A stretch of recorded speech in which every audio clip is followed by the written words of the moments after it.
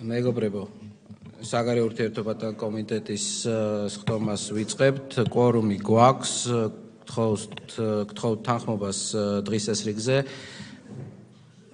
მადლობთ. ჩვენ განსახილველი გვაქვს საქართველოსა და ლუქსემბურგის მთავრობებს შორის შემოსავლებზე და კაპიტალზე ორმაგი დაბეგვრის თავიდან აცილების და გადასახადების გადაუხდელობის აღკვეთის შესახებ 2007 წლის 15 ოქტომბერს ქალაქ ლუქსემბურგში ხელმოწერილ შეთანხმებაში ცვლილების შეტანის თაობაზე ოქმი ფინანსთა მინისტრის მოადგილე ბატონი მამუკა ბარათაშვილი წარმოადგენს საკითხს.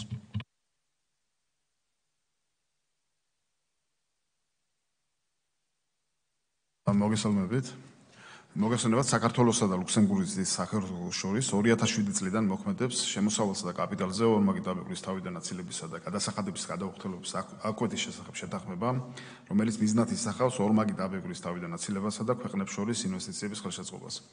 სწორედ ამ შეთანხმების ეფექტიანად და თანამედროვე სტანდარტებთან შესაბამისობაში მოყვანის მიზნით 2025 წლის 3 ივლისს ხელშემკროლი მხარეების მინისტრებმა ხელი მოაწერეს ცვლილებების ზოგს, რომელსაც წარმოვიდგენთ დღეს რატიფიცირებისათვის.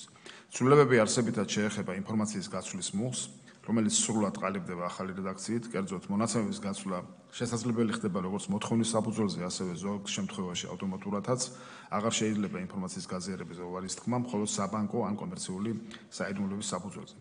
ცვლილებები მნიშვნელოვნად ზრდის დობას ხელშემკროლი ქვეყნების საკადასახადო ადმინისტრაციებს შორის და შემოაქვს ეფექტიანი ინსტრუმენტები დარღვევების გამოვლენისა და პრევენციისათვის.